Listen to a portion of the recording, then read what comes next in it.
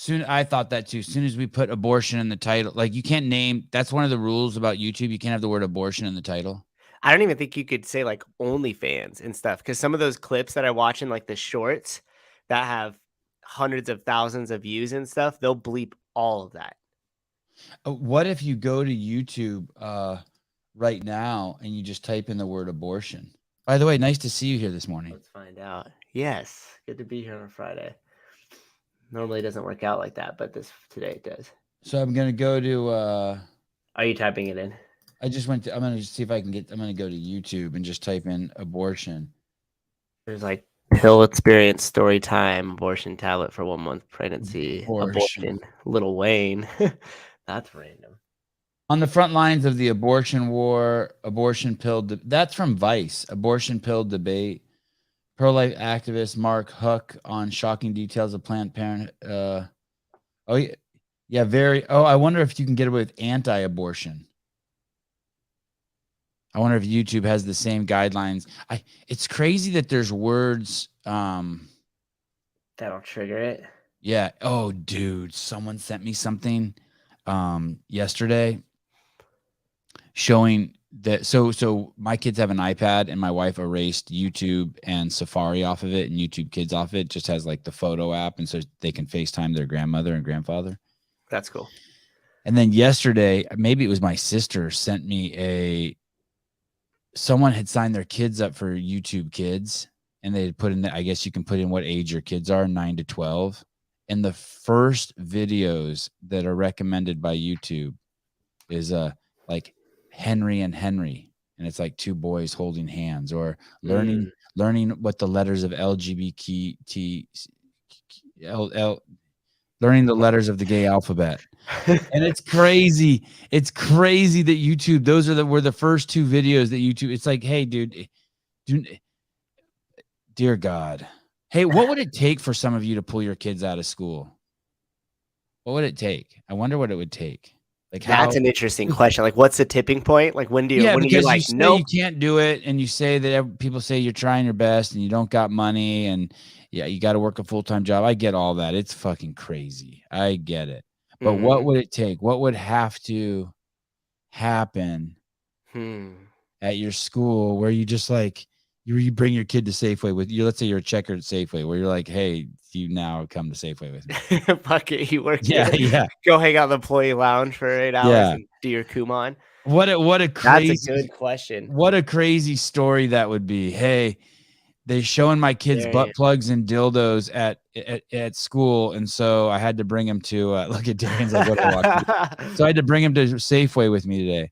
Yeah, Darian, I was talking about like one of my friends just signed their kid up for YouTube Plus and said that they're in the 9 to 12 range, so that like it would be appropriate material.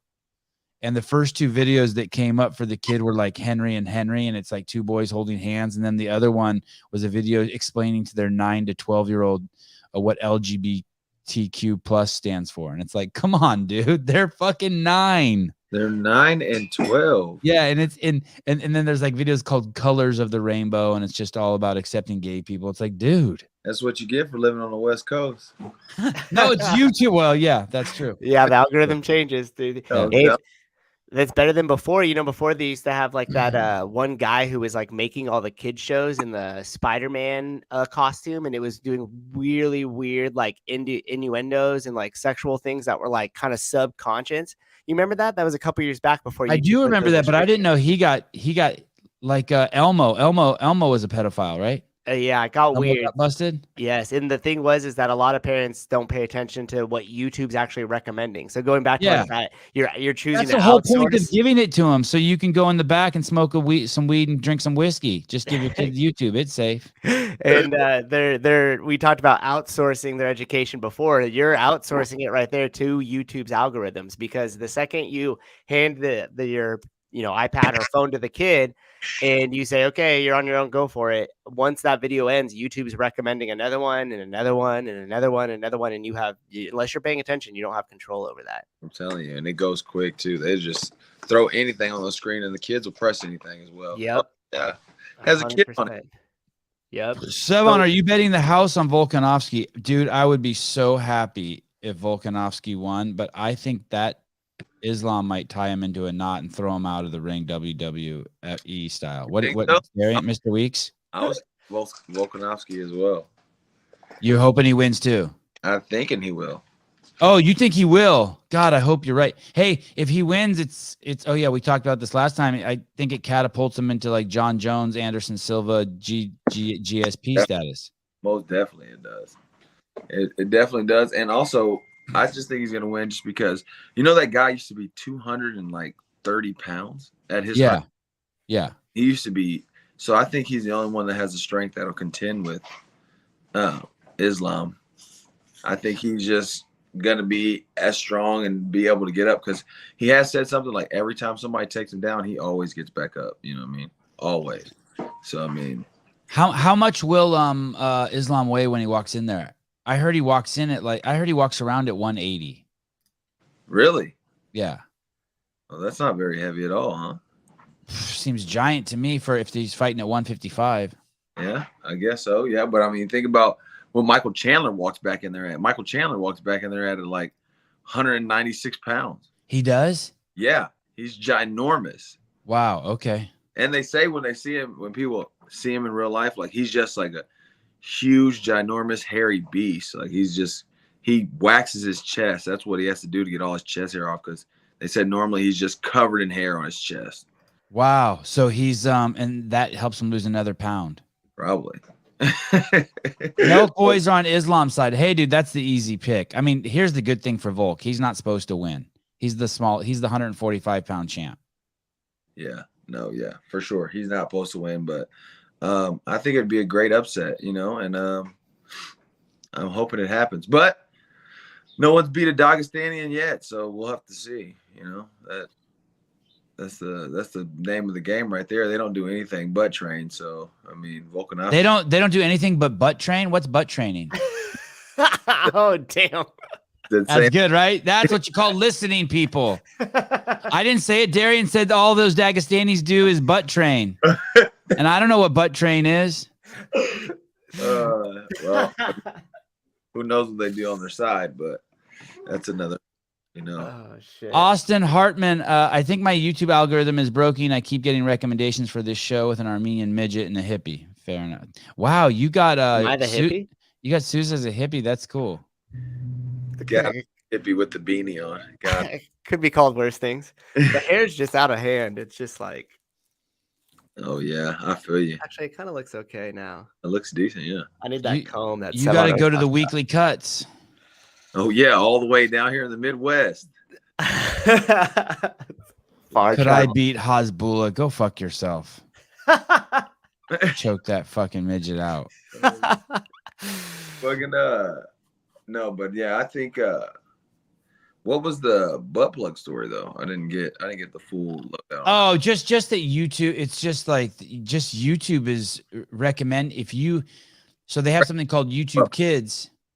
No, I was. They have something called YouTube Kids, which is what you're supposed to sign your kids up for instead of YouTube, so that they don't get recommended fucked up shit.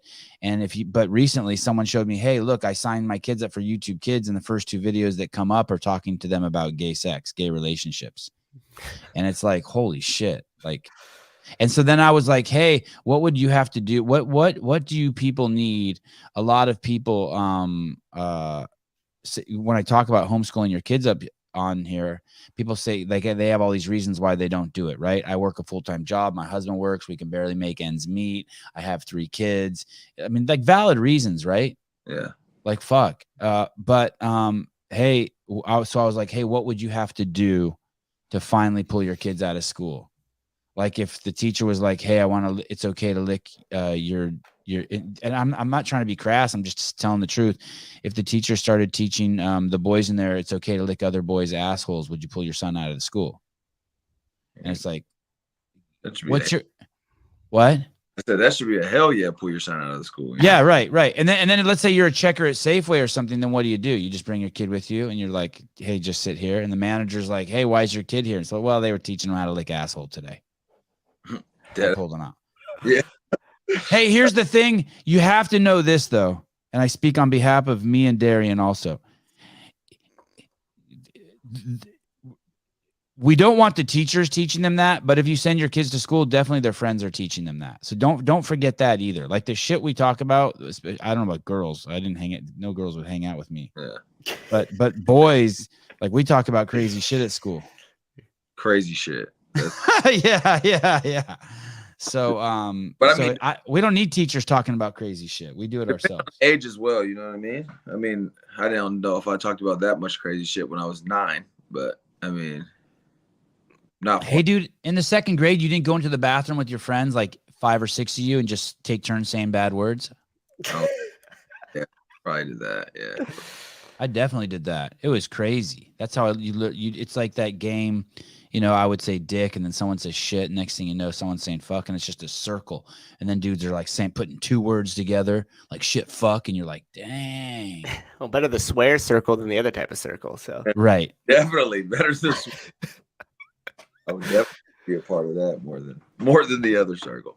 And I bet you it takes a lot to get a parent to pull it out of school. I was reading a book a while back about immigration and what it takes for somebody to actually leave their family and home country behind.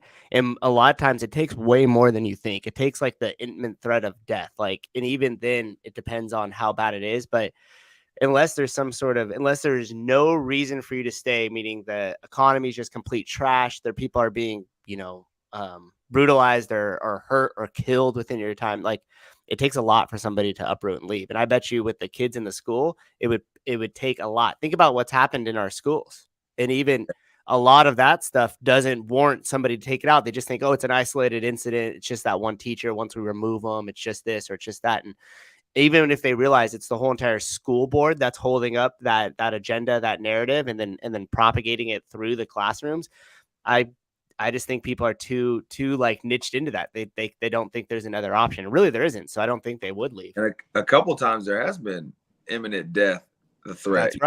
That's right.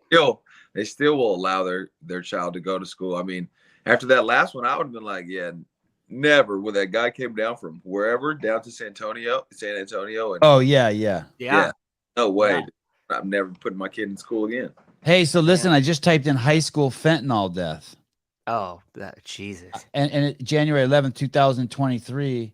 And I hate, just so you know, like I don't have fear of this stuff, by the way. Like if my kids went to school, you're not afraid of fentanyl? No. I'm afraid. I'm not afraid of school. I'm not afraid of school shootings at all. Zero. Yeah, statistically, 0. It's not as big of a deal. But the fentanyl thing, I mean, put it this way: how many people do you know personally that have died of fentanyl that's either close or one person away, right? 5. And exactly. So if you ask that same question, I don't know anyone who died from a school shooter. No one. Right. So statistically speaking, you're going to have way more issue with the fentanyl than you would the school shootings. Yeah, I mean, fentanyl, they're just putting it in anything and everything they can touch nowadays. Dude, it's crazy. Yeah. And people that aren't even aware of it. Like there was a story that I heard. I work with some firefighters out here in Hayward, relatively close, like San Francisco and Oakland. And they were talking about how they rolled up on a Buffalo Wild Wings. This was months back. And it was just a couple of 3 guys out there to watch the game. One of them picked up a little bag. He thought they bought a little Coke. They're just going to go out and recreationally use it. Not the type of people that you would ever assume as a drug dealers into drugs or anything like that. And freaking 2 out of the 3 of them died on the spot because there was fentanyl in it. And they weren't drug users. So they snorted that and freaking 2 of them went down right in the bathroom. One guy made it out to the front of Buffalo Wild Wings. Yeah. Dude, these are crazy. Fucking, look at these kids. These are dorks. Yeah. But I'm saying these are goofballs. This guy, he's got both straps of his backpack on. Yeah. Well, that's cool now, Sevon. It's not. Oh. Nobody does the one strapper. You got to know too, like fentanyl is not even just something that you have to ingest. It is also a cream. Like even if you put the cream can just be on your arm and it will dry into your bloodstream. Yeah. If whatever kids touch that they don't normally touch, it's a serious deal. Hey, didn't a cop die like that, Darian? Like a cop pulled someone over and they touched some dude's fentanyl and they died just right there on the spot, had a reaction and died. But I mean, it could happen, and I will say, like, in my high school days, right at the edge of right after my senior year, everybody was partying at this house, and I did jump in and do some fentanyl. And I'll tell you what, it's the worst thing you can do, bro. You didn't like it. It's an anesthetic is what it is. It's something that they put on you before surgery or something like that, so that you no longer feel pain or you cannot move, you know what I'm saying, during the procedure. And we are doing these strips where, you put them right underneath your tongue. And I'll tell you what, I was stone cold for literally an hour plus. Just not being able to move. What year was that? Oh, it had to be 2012. Before so you've taken a 10-year break from your fentanyl use. Yeah, I was thinking about going back, but then Hey, someone in the comments wrote, someone in the comments wrote for Black History Month, there were some black kids at a school making the white kids carry their books around, but I wanted to find the article. That would have been but I can't find it. Darn it. Yeah. God, we live in a crazy world. Alex, what's up, dude? How's it going? Can you hear me? Yeah, so good, dude. Okay, so you good. Can hear me the whole time? I was like screaming and shit. I heard you say ow. I thought maybe like you stepped on a mousetrap. No, my fucking cats and dogs are jumping all over me. Alex, Darian, Alex. How's it going, Darian? Bruce Leroy, what's up, my man? How you doing? Chilling. Oh, yeah. Hey, dude, your interview with Hawani was off the hook. Oh, thank you. Did you like it? I didn't get to see it. Hey, the first few minutes, I just thought it was going to be another one of his regular interviews. I don't watch a lot of his interviews, just the guys who are going to come on the show. But man, you after a few minutes, you just took it out to the deep end. I was like, this is some fucking amazing shit. It was so good. You can't have a regular interview with me. I'm not going to let it happen. I mean, we're not going to just talk about fights and just basic human-minded things, blood and beer. We're going to get a little deeper than that. I feel like that's a big thing with this society too. We touch so much on the surface and we never really try to dig deeper into that. We just see what's going on the outside and say, that's what it is. That's the enemy. Let's attack that. And let's do it so fervently that we forget about everything else. Right. And there's layers to it. It's not black or white. I mean, there's a bunch of gray areas in between, and we have to really dig into those things to understand what is really going on in any situation or circumstance. You opened well. I mean, it opened with a little bit of dance between you and Ariel, but then when you started off this talk by basically saying, and I'm paraphrasing, but I read a lot of stuff like this, and I love metaphors and similes and analogies. But you basically said that your life was like a rock that was being dropped, just unobstructed, heading towards your fate. Like that's how clearly, I don't know if you see your life, but that's how you perceive your basic life. That basically like, hey, there's a beginning and an end, and my life is in it. It's just a rock dropping. So anything that other people might see as obstacles, hey, dude, it's just fate. My fate. It actually is a smooth path. Yeah, and so to touch base on that thing, like that's how I feel. It is, even from a small child, is like I was headed towards a direction and I knew it.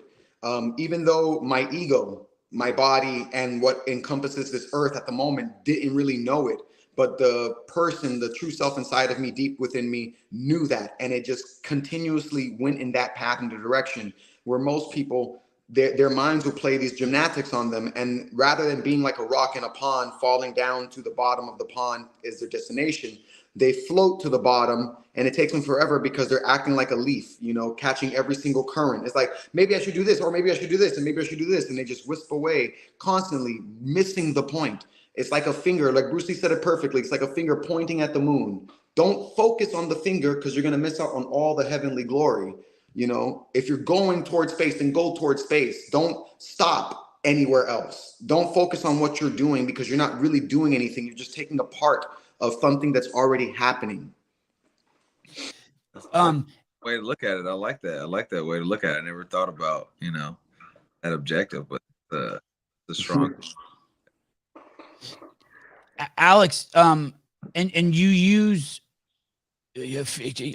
my words, not yours. You use fear as kind of your true north. And it's interesting. I heard you say that in that video. And then right after, YouTube suggested to me a Denzel Washington clip that was 10 minutes long where he says, do something you're afraid of every single day.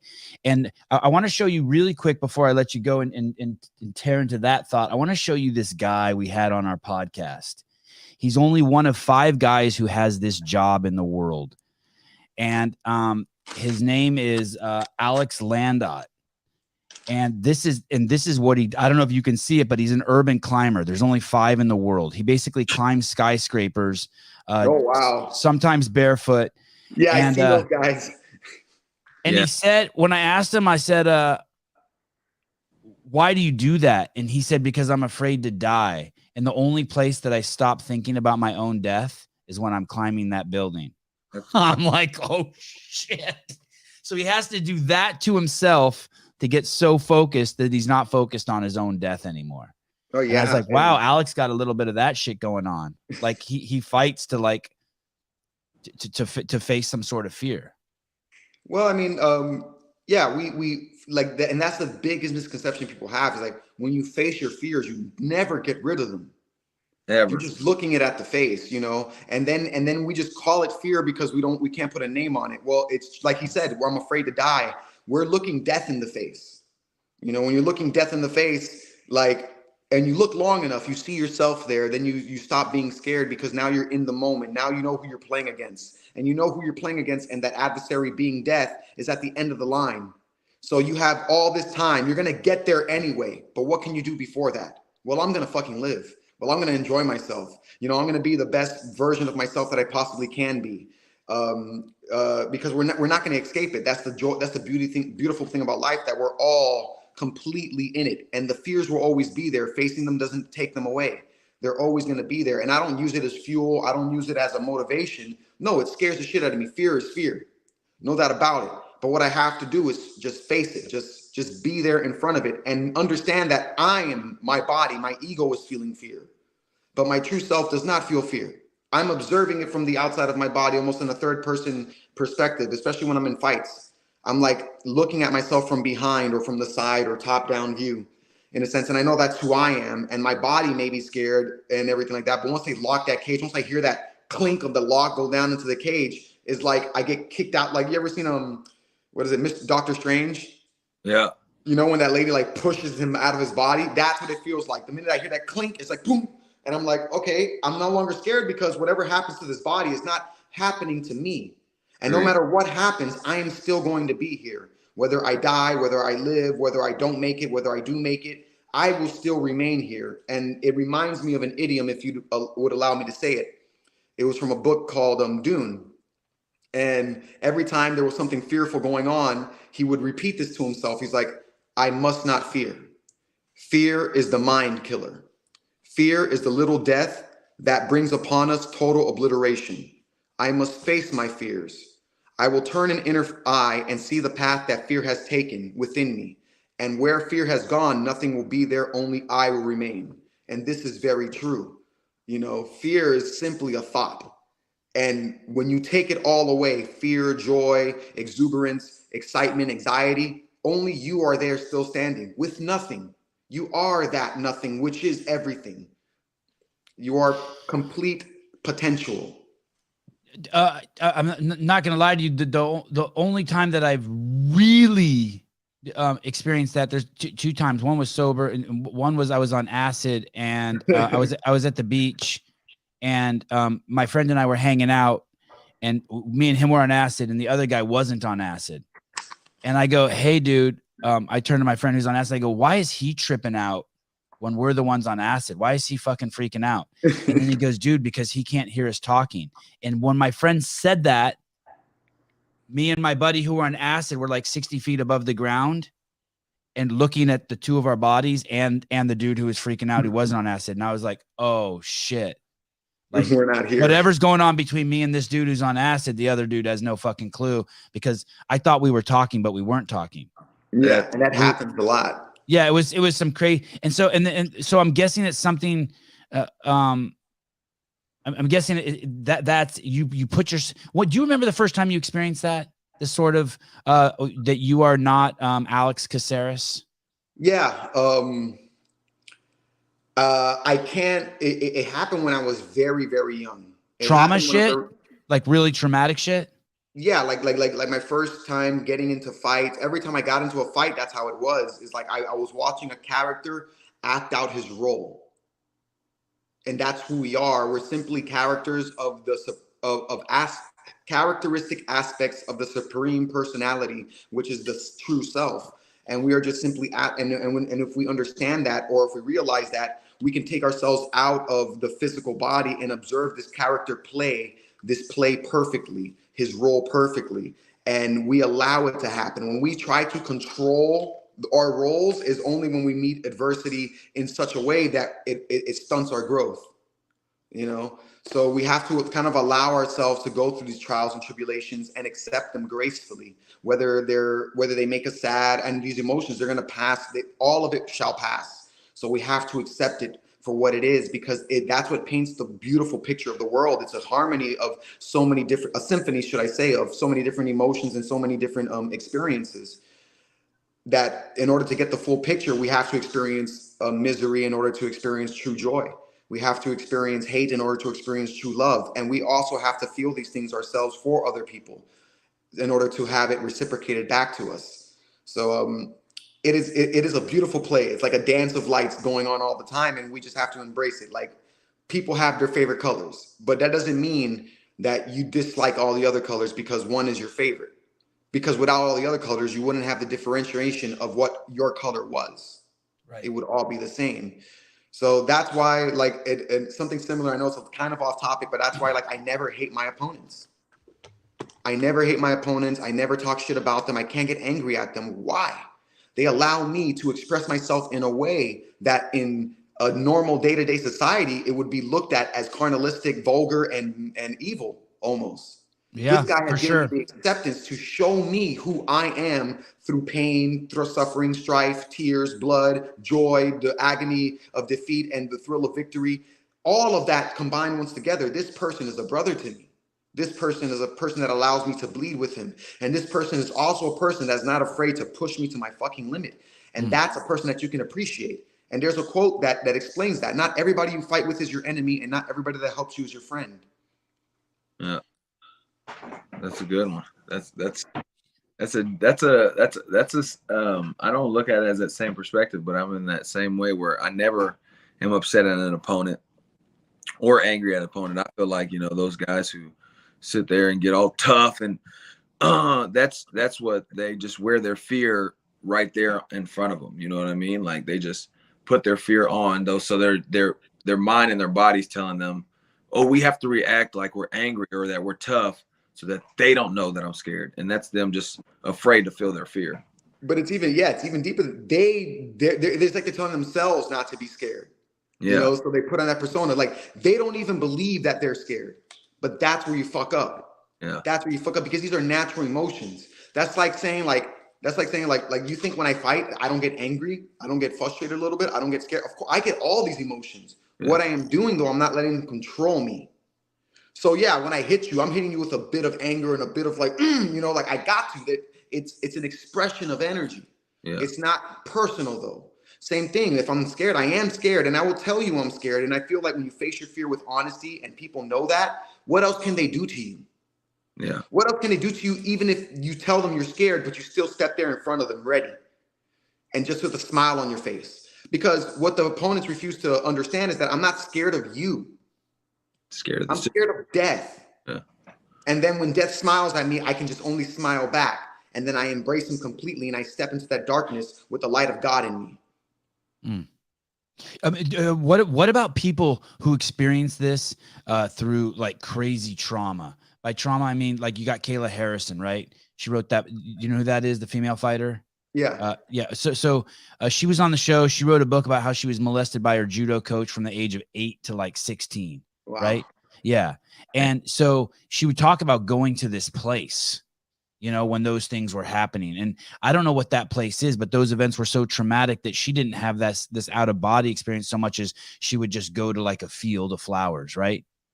That's And sarva. Well, like in yoga, they explain it as being sarva, something like loka. Sarva loka is like where the beautiful place of paradise where you can take your mind to, especially in places of hardships. And it's like God does that for you, so you don't um, hate the world in that sense. So you keep living, so you keep trying to strive for survival or thrival of your yeah, of it your sounds mission. like it's a crazy survival mechanism. Yeah, I've been there before because I've also, which is like a lot of people don't know this, and I've only not too long ago, like just a few years, like came out and is speaking with this. But when I was like 4 years old, a lot of traumatic things happened to me.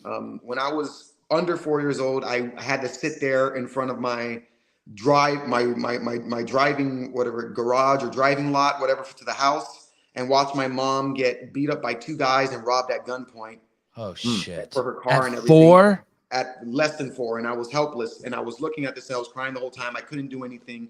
It was one of the major reasons why I wanted to be tougher and wanted to be strong and be a fighter, because I couldn't allow people that I loved to go through such a thing like that. Hey, what happened? Sorry to fall into the weeds, but did they know her? No.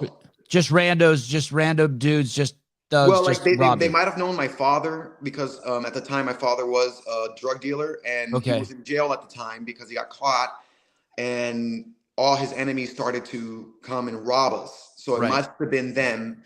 And then a few, like I would say, and he was in jail for so a few months later. I remember like people were coming into my house for like 2 days in a row while we were sleeping, and they were taking stuff. And I could hear them and everything. And my mom was like into. Do you have like, siblings, Alex? Did you have siblings? Yeah, I had a brother. I have a brother and a sister. Me and my brother slept in the same room. Are they older or younger? My brother's older and my sister's younger. Okay.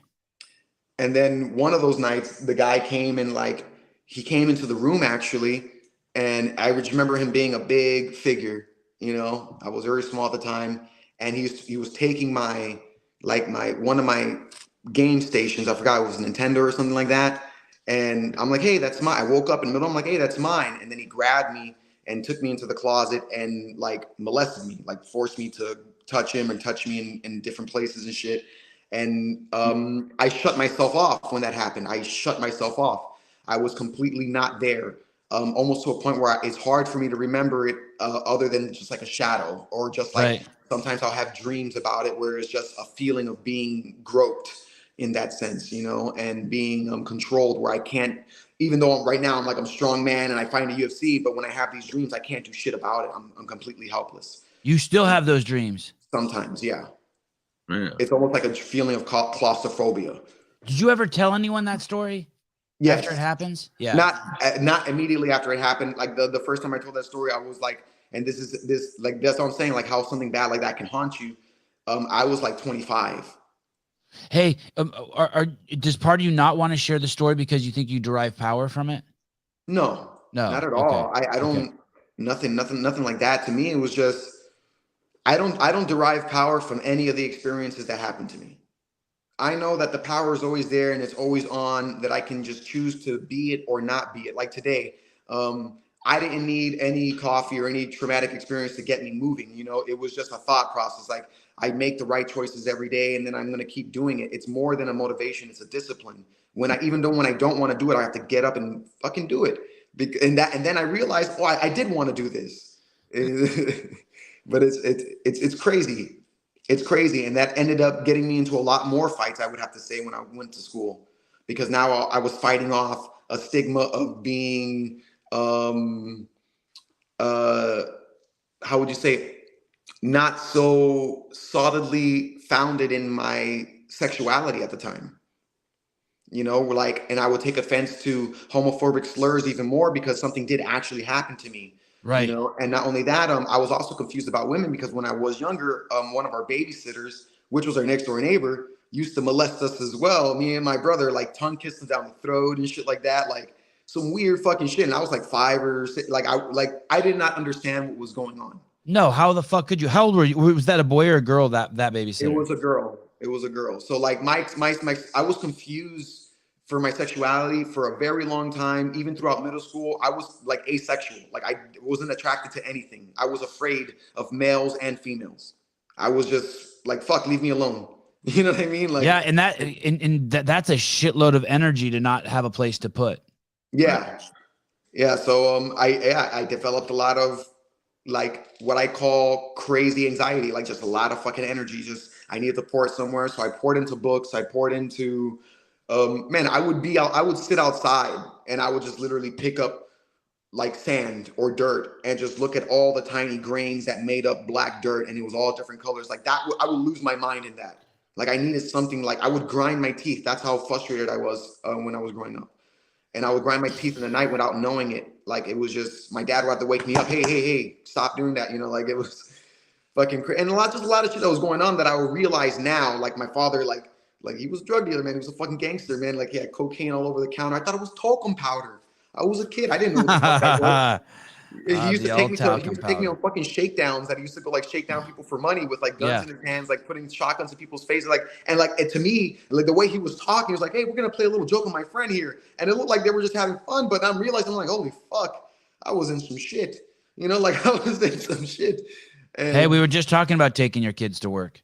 It was. That's a traumatic past that you got there. I never experienced anything close to that. It was more of trauma going on around me rather than to me. You know what I mean? Where I grew up in Memphis, Tennessee, and you know, Memphis is just a bad place to be. And kind of like you said, yeah, like when I was a younger age too, you know, there were some guys, you know, they were actually friends of my mom, but they were, you know, being quite aggressive at the time. And when you're a child, you don't understand play from seriousness. You know what I mean? Mm-hmm. And then, you know, they were just, you know, I would say they were taking it too far, but, you know, it's from a kid's perspective, from my point of view right now. And that's what made me also be the same thing, you know, like, I'm making sure, you know, nothing, you want to be that person and nothing ever happens like that in your life again. Yeah, that point where you can't do anything is like the most useless thing ever. You know what I'm saying? That's why I teach kids nowadays, like kids boxing, because I'm like, if anything happens to you, if anything happens to your family, whatever, I want you to be able to boom, boom, you know, get in the situation. You know what I mean? Yeah, like don't get dragged into the night silently. Go out kicking and screaming, scratch tooth and nail. You know, like it's real. I teach kids class too, and it's my favorite thing to do. And eventually, when I do start making the income that I need for the gym from all the other clients, I'm gonna have kids class for free. Like I don't think I should charge children, because that's one of the biggest things that I wanted to do when I was a kid, but never had the money to, never had the experience or understanding on how to start it. I was watching Bruce Lee since I was like 6 years old. And that was after like all these things happened. And I'm like, bro, I got to be strong. And I was growing up in an all black neighborhood pretty much. I grew up from like from when I was born all the way to like 9 years old, 8 or 9 in West Little River, around like I guess where you would say like Overtown is, or Liberty City. What city? What's the big city by there? Overtown or Liberty City. What state? Miami. Oh, okay. South Miami. Yeah, and then so like having a light-skinned brother was very difficult growing up there too, because I was fighting every day just for that motherfucker. Not including the fights that I got into just for my shit, you know, like you weren't dark enough. You need to be roughed up for that. And so like, yeah, people don't understand that kind of shit. And because that's a fucking thing. That's why I hate, and please hear me out on this. This is why I hate Black History Month. This is why I hate a lot of African Americans that claim that they want to be together, but all they fucking do is pull you back down to the barrel like fish, like crab in a bucket. They don't care about you doing good. They don't care about you doing bad or good. They don't want you to see you do better than them. They take it as a personal attack. And if we're ever going to change, because yes, I am an Afro-Caribbean, but I identify. You look like an Afro-Caribbean too. Yeah, but I identify very much so as an African American, because that's how I am looked at, treated, and ostracized in this country. Yeah, there is no separation in other people's minds that are bigoted and racist. So to me, I would like to see, especially Afro-Caribbeans, Afro-Americans, or any minority group, really, hey, let's look at the real fucking problem. Because honestly, everybody wants to say that and claim. And I can see where you can say that back in the day and everything. Yes, shit happened and it's got to change. Still, shit's got to change. But we're no longer victims of circumstance. Now we're being victims of our own bullshit. Yeah. We're buying into the bullshit that they're feeding us, and then we're blaming them because we bought it. Well, you made it so easy to buy. Well, don't fucking buy it this time. You know what I'm saying? Like, do it for yourself. A lot of people refuse to do the work for themselves. And I have a lot of people that need to go to the gym. I'm like, and they want to be fighters and shit, but they don't want to show up. They don't want to show up. I have the same exact problem. You don't want to put the effort in, but you want to have something that you never had before, but you don't want to do something that you've never done before. That doesn't and when you don't get the results, you bitch and complain because you put in half the work than everybody else did. Yeah. Well, the people got to see that. And same thing with fucking black people. And that's why I fucking hate Black History Month. We didn't make Black History Month. We didn't make it as black people. I'm sorry. We didn't fucking make it. We didn't give ourselves the shortest fucking month of the year. One. And secondly, why am I celebrating a history of a people that is not history yet? We're still here. And then not only that, everything that the black activists were fighting for, and I'm sorry, and excuse my language for today, but niggas ain't doing shit that the activist has fight for. And if Martin Luther King, Malcolm X, or Huey came back and saw niggas acting the way they was acting today, they will be fucking ashamed. So Huey would be ashamed, that's for sure. Especially correctly. Especially with the rate of freedom that we have compared to the day that they had. Information. Yeah. It's on your fucking hand. Literally. Yeah. The entire world's information. The truth is there. There's a bunch of lies, but you have a cognitive mind to sift through the bullshit and understand what is truly true for you and everybody in your community. And we want to say stuff like, oh, it takes a tribe to raise a family. But shit, I bet you most motherfuckers in black neighborhoods don't know their fucking neighbor because they're paranoid as shit. On my life. Or they're fighting with them. Exactly. But it takes a tribe, right? And it's like, oh, we got to stick together. And it is great. Oh, Black Lives Matter. Black Lives Matter only when some shit happens. But then again, it don't matter when you do it to each other. Yeah. Only when some shit happens. Only when a white person's or when a white person's fucking sitting here inflicting his. Now it's like, oh, Black Lives Matter. But you don't feel that same way from day to day when you're causing fights with the dude down the street, or you can't stand somebody else because they not a real nigga to you. You know what I'm saying? Yeah. Like, and just or like me, like the way that I speak, it's like, oh, you sound like a white guy when you speak. It's like, no, I just choose to speak educated. So you're gonna tell me Martin Luther King, Malcolm X, and all these other people spoke like white people? No, they spoke educatedly because they didn't want to associate speaking unintelligently with being black. That's what happens when you say, oh, he speaks like a white guy. So you're associating only intelligent people can speak like white people and vice versa. So that's where, like, it makes me mad with all this Black History Month bullshit and this whole thing that everybody thinks that, or we want to say we're doing it together, but we're really not. And if we were, then we would support each other's businesses. But you'll see black people try and swindle down the prices of their friend's business, but will go to Gucci and pay full fucking price for it. Price. I have that same problem, bro. And I own a business. I own a barbershop. You know what I'm saying? And I can't tell you how many.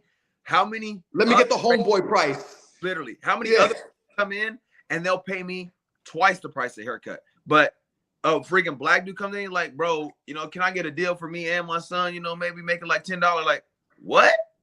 Like, let me get a job and you work for $7.50 instead of $15. You know what I'm saying? Like, what?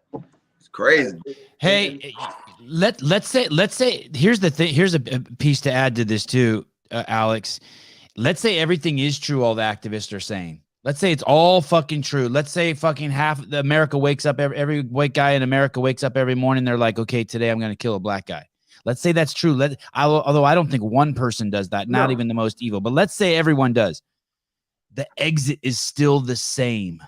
The exit is still, and the exit is each person is going to have to pull themselves up from their bootstraps and do the work. No amount of activism, no amount of taking money from Warren Buffett or Elon Musk or rich people is ever going to make us better. We're going to be the same pieces of shit until we do it individually ourselves.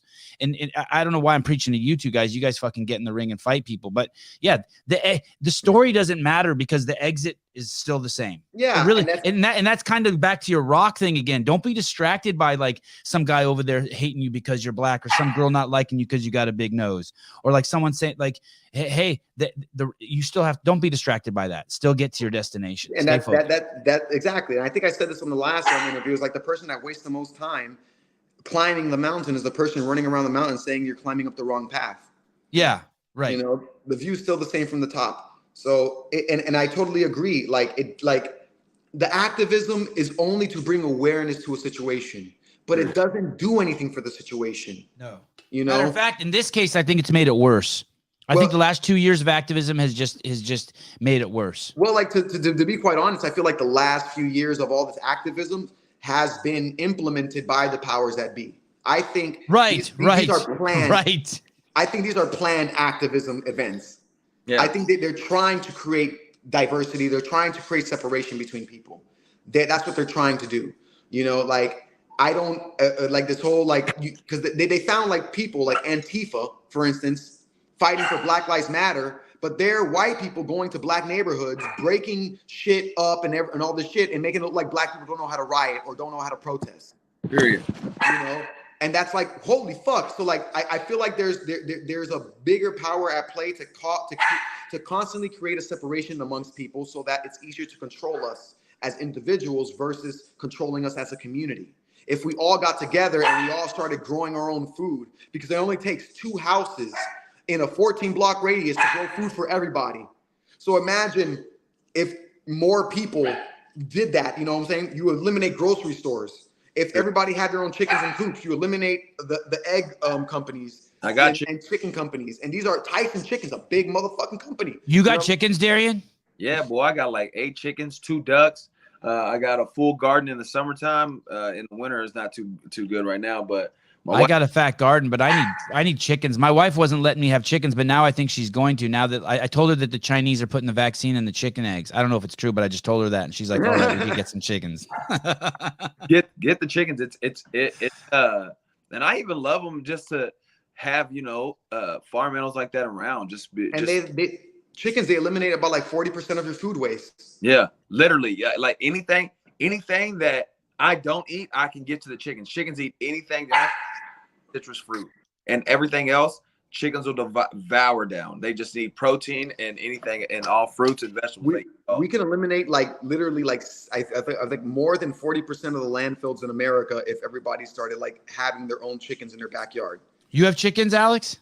No, I don't have chickens. If I have land, I would eventually have chickens. I won't eat them. I'm a vegan, but I would have farm animals on my land as well, because I think they said it before, it's an ecosystem. It's not an ecosystem. So we have to learn how to live amongst animals. I believe that God gave us dominion over animals, not to eat them and kill them. He gave us dominion over animals so that he can help us and we can help them tame this land as he told us to. He told us to use these animals to tame the land. So the ox and the horses were used to pull trolleys across the land to till the earth. The chickens were used to eliminate waste. But we were meant to work with each other in an ecosystem together and not in harmony. And if we did need to eat meat, it was out of necessity and survival and not out of pleasure, which we do it now, which is why we overdo it, which is why the number of wild animals have dropped down to 2% from 98%.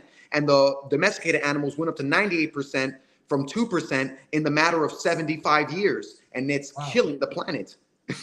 Wow. Dang. I want to shift subjects here real quick. Sorry, we come back to this too, by the way. In that Julian Rosa fight, the commentator says, could you pull up that knockout, Souza? The commentator says that you threw that punch on purpose to set up that kick. Is that true? No. Oh. No. Oh no, it's not on his Instagram. You're gonna have to type it into YouTube. Sorry. If you just type in Alex Caceres Matt, it's the first thing that pops up. It'll be like Julian Rosa knockout. I just want to show guys, it is truly something amazing. I'm glad you asked that, because I do want to break that down. Okay, good. Let's do it.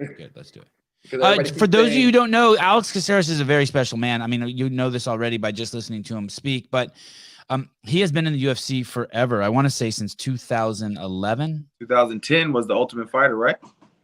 Was it? Or was it 2012 or 2010, I think. It's a long time. He's got to be one in the top 10 of longest fighters in the UFC. But here's what's really weird. He's now on a 6 of 7 fight win streak, which is really weird for a guy at the end of his career to be flowering the way he is. I'm not at the end of my career. Sorry. A guy that's I apologize. For a guy that's been doing this and been in the game so long, He's like a sunflower. You know, it's like the last flower to bloom at summertime. I mean, they grow a big, thick stalk, and then they have a beautiful flower. Okay, here we go. Julian Rosa is the guy with his back to us, and there's Alex Caceres. This is a couple months ago, and not only that, but I didn't realize this until yesterday. You have another fight lined up for March 25th. Nuts. Yep. Nuts. Okay, we can't ever play more than 7 seconds of this without getting in trouble, so he might pause it now and again. Okay, so there's the punch. You want to walk us through it?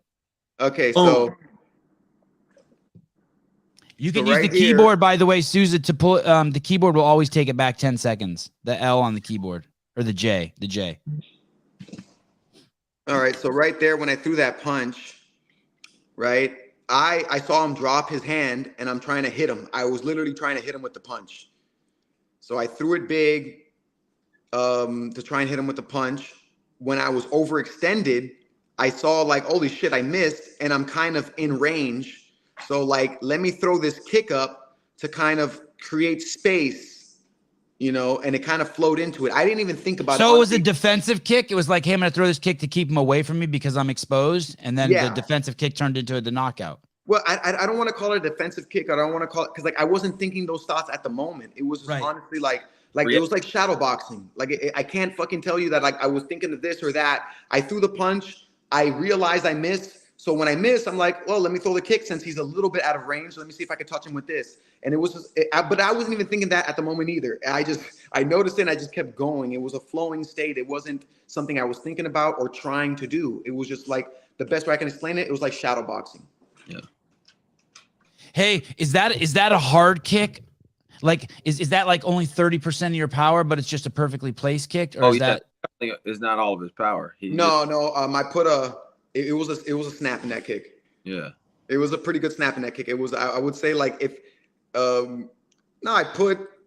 landed hard. I would say it's close to being hard. Like if you slow it down and you look at the kick, when it, like, before it lands, as it lands, I completely, like, my leg is still bent. I completely extend my leg on his face. Oh, look at that, Souza. That's sophisticated shit. You use the slow-mo in YouTube? See right there? Bam. See, my leg extends right on his neck, like right under his chin. Okay. And like that's when it really lands. So I felt it, like, usually, like, I'll get, like, in sparring and in other fights, when I knock people down, it felt like I never touched them. Like, it felt like super light. Like, I didn't really hit him that hard.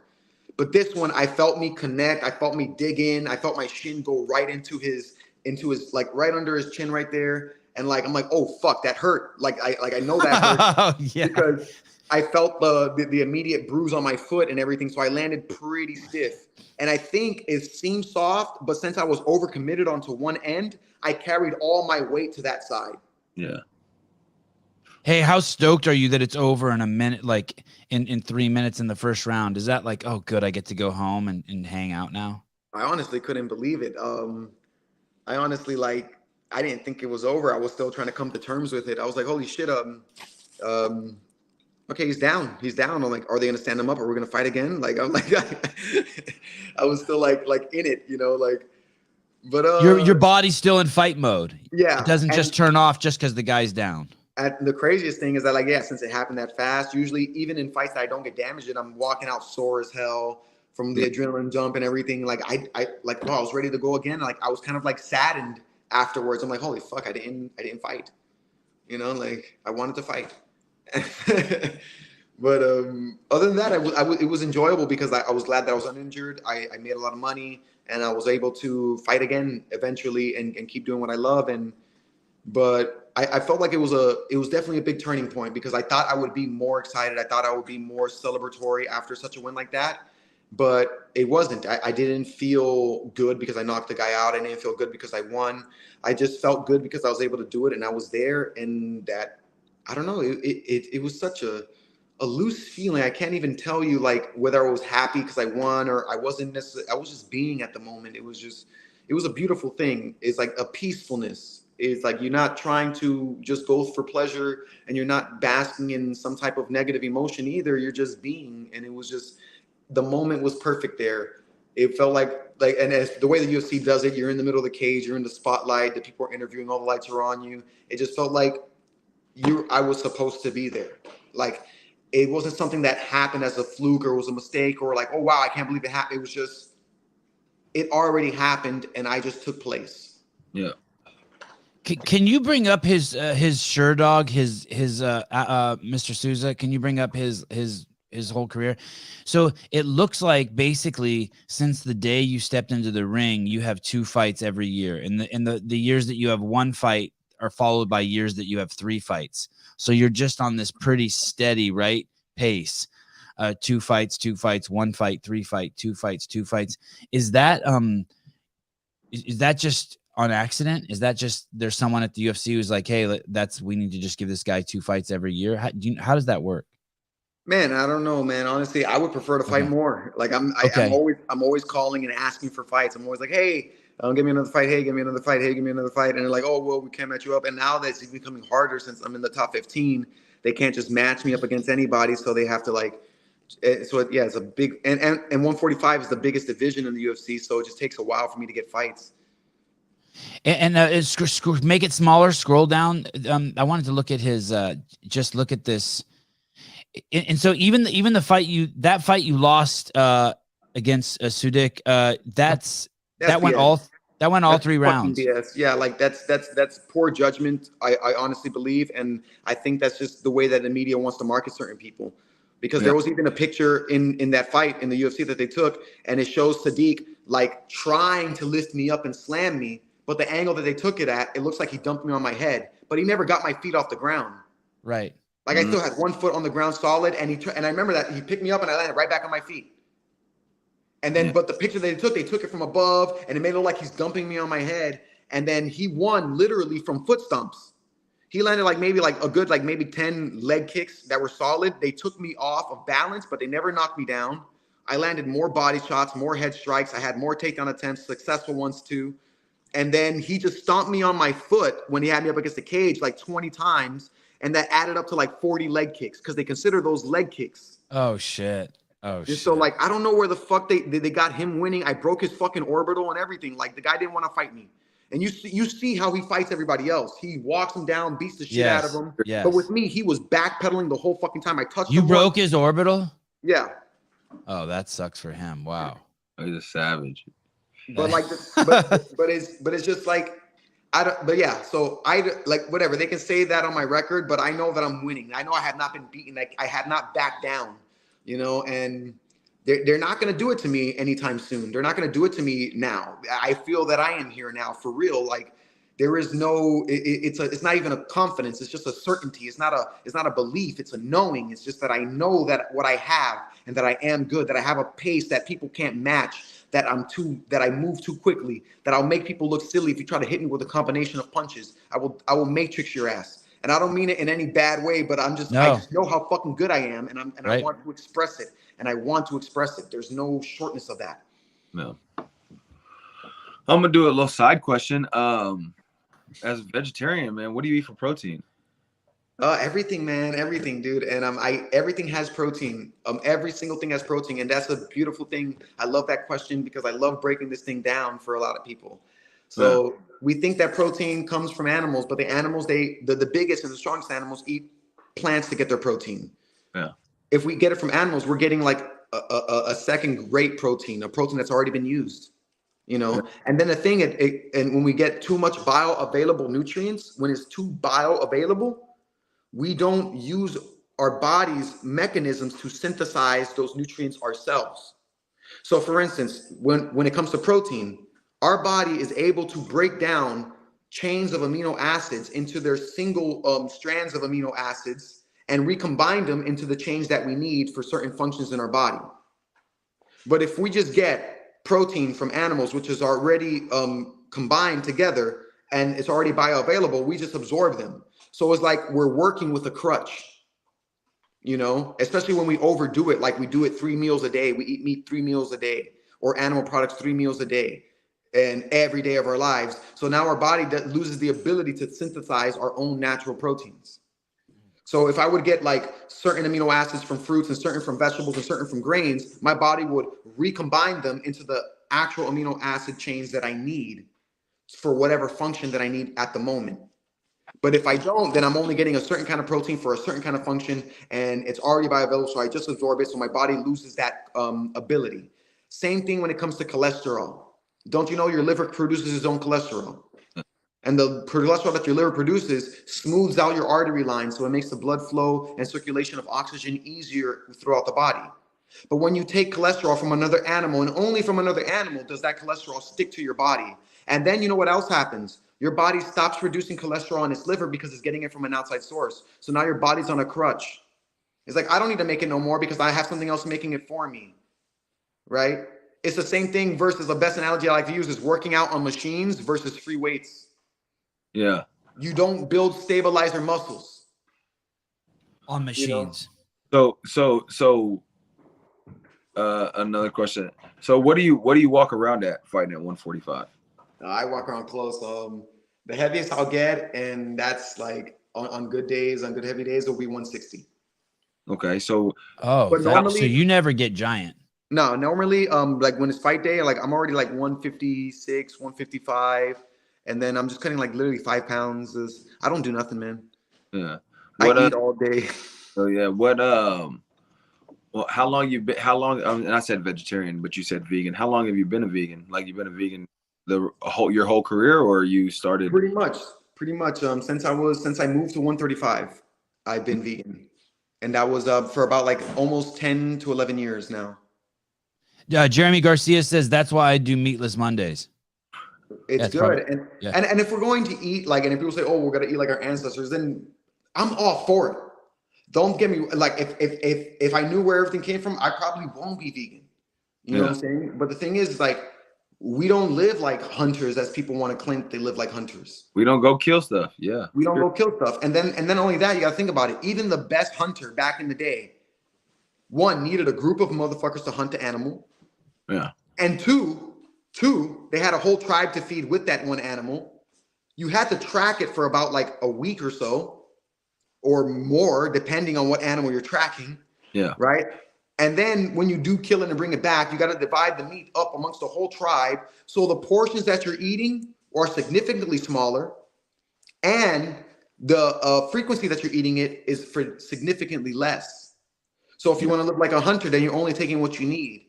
The people that we eat like nowadays, the way they eat like is like scavengers, because we're eating things that are already dead. Yeah. And then we're eating in crazy amounts because we don't know when the next dead thing we're going to come across. You know, and then when you promote a life of death, then that's all you're going to have is death in your body, which is why people that eat such an American diet over the years, by the time they're 60 and we think that's old, they're fat, sick, and nearly dead. Yeah. You know, and it's crazy. It's fucking crazy that we think that this is what health is. But and if we want to, and we can even bring it back to religion. And I'm not talking about New Testament. I'm talking about Old Testament shit. I'm talking about Vedas. I'm talking about like the oldest religion scriptures you can read. And God even said it, like, don't fucking kill anything. Don't spill the lifeblood of anything that I given lifeblood to.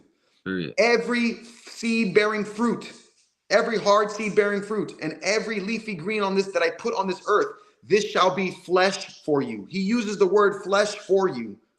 Why? He didn't say food. He uses that word because he doesn't want you to eat real flesh. So he says, eat this instead of flesh. And then there's a whole, I got to look it up. I forgot where I put it, but there's a whole list of diseases that will come if you continuously eat meat. He says your bones will turn to chalk, which people that eat lots of red meat and dairy have osteoporosis. Yeah.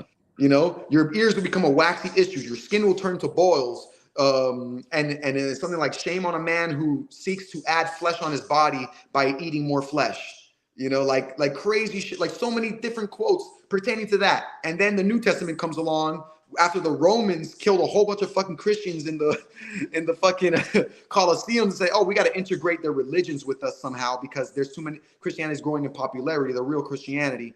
And so what they do, put all their pagan bullshit behind it and say, yeah, we can eat meat. We can fuck around if we want to. We can do all this other shit. As long as we say, I accept Jesus into my heart and I'm forgiven. Bullshit. No, life is discipline. Jesus was disciplined. God was disciplined. He never gave too much leeway. That's why he was a very vengeful and angry God. And that's why we're supposed to be fearing the motherfucker. You know what I'm saying? He came and made us fear him. You know, when he says shit wasn't going wrong, what'd he do? Wiped the entire earth clean. Clean. So if you want to take it to a religious standpoint, even God said it, bro. But if you want to look at the science, there is no refuting it. Are you a Christian? Are you a Christian, Alex? No, I hate saying like I'm a spiritual person, but I would say I'm a religious person, but I don't believe in God as being a singular thing. You know, I believe he expresses himself in so many ways so that so many people can understand him. He is omnipotent. There is no way that we can see him in one light. So he is the Christian God. He is the Hindu God. He is the Muslim God. He is only one but one God, promoting himself in many different aspects of his personality so that we may understand him together. Okay. Ultra. Okay. So you appreciate you're not a Christian, but you appreciate that version of the word of God. You know it. Yeah, I appreciate when God speaks, because every time when God speaks in any religion, he speaks straightforward with no room for interpretation.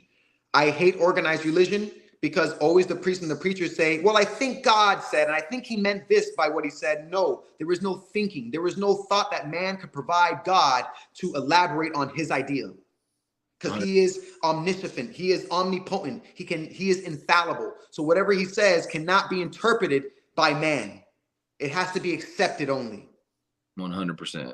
That is 100%. And it just baffles me that, you know, like people like Joel Osteen can say stuff like, well, I think he says, and I think he means, well, there is no fucking room for thinking. Yeah. He said what he said. He meant what he said. You know, like that Dr. Seuss books, I said what I meant and I meant what I said. It's exactly what God is doing. When he says thou shalt not kill, he's like, except the Jews. No, don't kill nobody. Oh, except the black people. No, don't kill nobody. He says thou shalt not fucking kill. Yeah. You know, thou shalt not steal. Oh, unless they have more than, no, it doesn't fucking matter. And this is the gray area that we put. It's like that we put on black and white regulations. You know, like if we want to put if they're black and white regulations, then there are some core issues that we have to face as a humanity within ourselves. Every baby born knows that if you put a rabbit and an apple in a crib, the baby knows what to play with and what to eat. Yeah. We are intrinsically designed already knowing what good and evil is. So you'll never see a fucking baby, and I guarantee you never see a baby like just tear the rabbit apart and eat it up and start playing with the apple like it's a game. No, it automatically knows what food is, and it automatically knows what a friend is.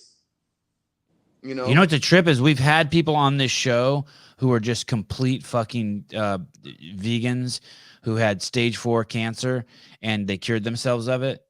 And then they're have the most beautiful skin and beautiful eyes. They look like you. And then we've also had like the fucking dude who only eats one steak a day, and he's the most buff, beautiful man you've ever seen. And that's all he eats every day at 6 o'clock. He eats one steak. He just eats meat and water. It's so interesting. I mean, definitely, I think the big takeaway is overconsumption. Yeah, definitely. And all of these people don't eat processed food. Yeah. And do you not eat anything processed? Do you avoid processed food like the plague? Do you eat any of that fake meat stuff? No, as much as I can, I avoid it. But there are times where like I do have cheat meals and like I do like eat like junk food and stuff. Like it and my take on that is that a pond too clear bears no fish. So we gotta live a little bit. We gotta experience the joys of life and all the sorrows of life as well. And to the people when, like you said, like guy eats one steak a day, but like okay, then like he's probably eating more like an actual hunter. He's eating a lot less. He's not overeating and anything like that. So there's more respect going into what he's putting into his body and for his body itself, because he's not just doing it for pleasure. Yeah. Right. And food. Yeah. We shouldn't be doing basic necessity things for living for pleasure. That's my hardest thing. I'll tell you what, I eat solely for pleasure. Like my intake is, my everyday intake is solely for just pleasure. And, I work out hard, just like anybody else who fights and stuff. I work out 2-3 times a day, but hearing what you're saying, I can feel like it would step by step, like we always try to clean it up. But like, then again, there's a lot of people that do what you do. Most people do what you do, but don't work out 2-3 times a day. Yeah, exactly. Yeah, so like you're balancing out with some other things. So like the guy that's eating meat, okay, yeah, if he only eats one steak a day and water, then he's eliminating all the sugar, processed foods. So like even though he is not the best fuel for your body, which is perfectly fine, but everything else he's doing is positive, so it outweighs the bad. Yeah. It only becomes a shitty deal when you're taking prescription drugs eating like a scavenger, you know, not exercising and living promiscuously, you know, you just pleasing yourself in all forms of ways, just a pleasure trap in that sense. So there are ways of living that are different, and but the thing is like when we look at the science, and the only reason why like I'm saying this is because I've been like I'm Cuban Dominican, man, and we were every day eating skirt steaks and like cooking. Like, bro, I was barbecuing at the like it was and up until I was 23 or something. So it was a big part of our fucking life. Yeah. And I can tell you 100%, I don't miss it one bit. And when I changed, I've never felt the way that I felt ever in my life. I gained weight, I got stronger, I got smarter, I got faster. Everything just became elated to me, and so there is something to it. And not only that, the science, when we look at our bodies, we just like our organs, they just look like the organs of a herbivore or a frugivore. So it's like, why are we going to tax our body by eating something that's going to, you know, if it's not for survival, especially, it's like, oh, well, our ancestors, well, yeah, the ancestors that lived up north, you know, that lived up in the cold places where vegetation wasn't very easy to find. Yeah. You have to eat meat. Like the Inuits in Alaska, they have to eat fat and blubber because it's too fucking cold out there, right? You can't survive if you don't, because you're not going to grow potatoes and spinach, you know, in the 6 months of darkness you got up there. It's not going to happen. You don't drink coffee, Alex? I barely. Now I don't drink too much every once in a while, but I drink every once in a while. You don't wake up every morning and just have a cup? No. Sometimes it's tea and sometimes it's nothing. Okay, but I mean, how about caffeine? Caffeine, no. Look at Justin. Why the hell did I not send you a link this morning? Justin used to be on the show with us. Justin did. He was our guy. He was our guy. Justin Nunley says he'll give you some vitamin D. Disgusting. Disgusting, Justin. When I wake up in the morning, I usually wake up with a run. That's how I wake myself up. What a beast. I'll do like maybe 2.5 or 3 miles. And that usually gets me into that little runner's high.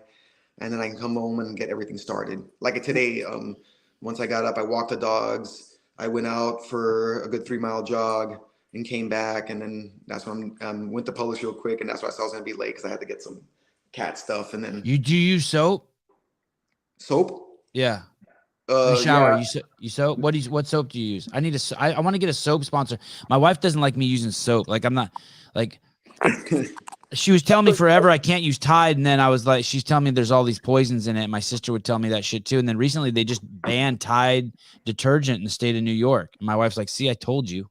Yeah, you gotta get the clear shit, the stuff free from all those things. You gotta do your best. How about in the shower? What soap you use? I just found out one of my buddies hasn't used soap in the shower in 15 years. I can't even believe it. He's not even a weirdo like us three. Oh, true that. Well, like most of the time I don't use soap. Like especially if it's like a quick shower, just water should be enough. But if I like to suds my ass and my armpits and my pubes in the front. I like to do. Right now I'm using Duke Cannon's thick Buffalo Trace.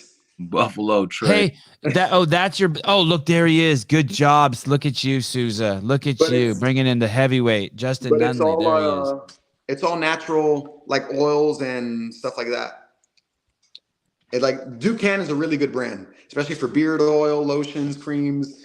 And I'm here to give you that vitamin D. Justin Nunley, please meet Alex Caceres. Hey, Alex, I'm gonna contact those people and see if they'll pay me and you money to promote their soap. Yeah. Oh, they're a really good brand. They're like very transparent. Everything's on the label. I looked up their websites and everything like that. Everything's super clean. Usually a lot of pine oil, or like tea tree oil. Really good stuff though. Amazing discussion. Alex is an awakened being. He's on a different frequency. Darian is an okay dude too. Oh, thanks. No, they said good dude. I just switched it to. How about me, Trish? How about me? What about this dude you're gonna fight, this Nate dude? Do you know anything about him, or do you care? Or on the 25th? I know that he was the guy that got knocked out by Julian Erosa with a flying knee before I fought him. Okay. So I caught my wife with a flying knee last night. How is she? Her, dog. How is she? she was walking a little bow-legged this morning, but it wasn't from the D. You know what I'm saying? Yeah, I know what you're saying. I know what you're That saying. vitamin D. Alex, do you recognize Justin by any chance? Was he on the? He was in the Ultimate. He was in the Ultimate Fighter the season you were there, but since then he's just living off of Coca-Cola and Big Macs. But it's cocaine and Big Macs. Sorry, cocaine and Big Mac. No, I'm joking. We know he's a he's a comedian that Darian and I have befriended. He's a huge UFC fan, and this is his Instagram account with these very clever. Very clever. Oh, show him the deer penis. Show him the penis one. Show Dude, Alex that dick, man. Yeah, show him the big D down there, the white D. Crock pot pizza. Jeez. The joke usually works better if the sound's on. Yes. Today we're putting penis in the crock pot. That's right. We're making. Oh, so when he does it, it's culinary art, but when I do it, you can't come back to this food truck, sir. Make it make sense. Today. That's a deer dick. They will eat anything. Hey, have you ever seen a pig's dick? No. No, is it like an arrow? It's crooked like a corkscrew, like its tail. Oh, I think I have seen that. And so's a duck. Hey, could you imagine, like I was thinking about the other day, like, could you imagine, like, if a duck had, like, a dick that was, like, outside its body, and it's just, like, dragging and just cocking balls as it's waddling? It'd be funny as hell. Oh, I see that. Something's wrong with your audio, Justin. It's, like, really, really scratchy. Mine is? Yeah. A little bit. It's bad. Can you hang up and call back? Yeah. Hang up and call. Okay, good. March 25th. And so you're going to fight this guy, and is he in the top 15? Nope. And why do you accept the fight? Get paid. Let's go. He don't get Well, yeah, that's one big reason. And I've come to accept the fact that I don't have a choice on what the UFC does with my character. Okay. I can only show up and beat the fuck out of the people that are in front of me. You the man. Yeah. And I don't that mean works it in any malice way towards my opponent or anything. It's what I have to do because I feel that my goal and my dream and what I'm trying to do with this world and myself is a lot greater than the aspirations of some person that wants to just fight for money. So you're in my way. Yeah. Yeah, that's true. God, you're a good dude, Alex. I'm so glad. Mic check. Yes. Yes. There it is. Yes. Yes. Yes. Always got to go back to the wire, man. Alex, we are. You are not a huge UFC fan, by the way. Is that correct? You're not a. I mean, I love fighting for the UFC. I just don't watch sports. Dead ass. I don't watch it neither. I don't watch any sports. I can't keep up with the shit, man. And like, it's just.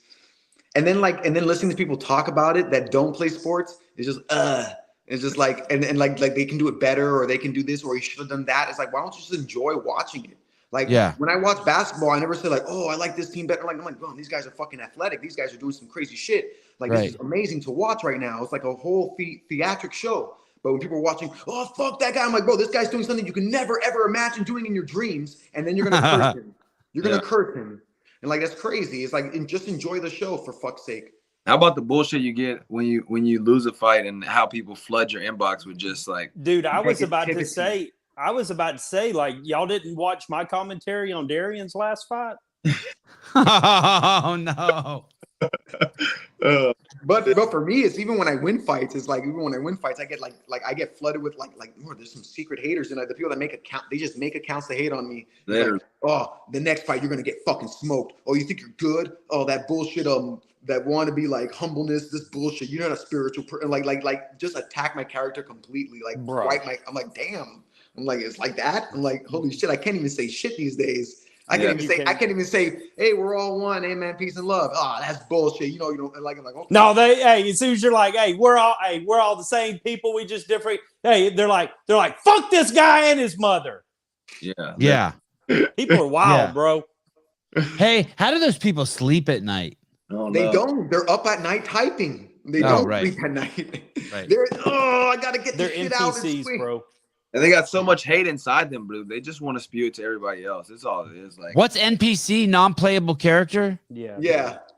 What does that mean? They're just like They're just drones. dead, but dead behind the eyes, bro. Yeah. Okay. Just, Okay. So like the way I like to explain it too, like everybody's born a real person, but you lose your real humanity as you grow up and become jaded by this world. Then you become an NPC. You become a person that conforms to every single little thing, basically like a Bob or a Karen.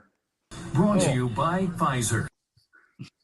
But Bob or Karens are like a little bit more stronger NPCs. You'll call them like Agent Smiths. The minute you start doing something that, you know, seems to be off the norm and progressively better for you and other people around you, it's like they immediately try and stop you, even if you talk to them about it. And the funny thing, sometimes your closest friends and your family could be these Agent Smiths. The minute you Dude, start they telling fucking them- hate you. There are Yeah. people that are friends with you and people in your family that fucking hate you, and you don't Yes. even know it yet.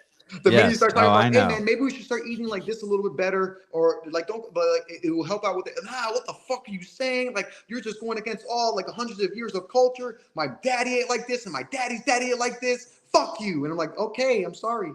Dude, ain't it crazy though that we're all like in different like areas, right? Of life, like in different spaces, but we deal with the same bullshit, man. But give me an example. Give me an example. So there's a dude right now that lives in North Carolina, I think. Maybe no, it's Virginia.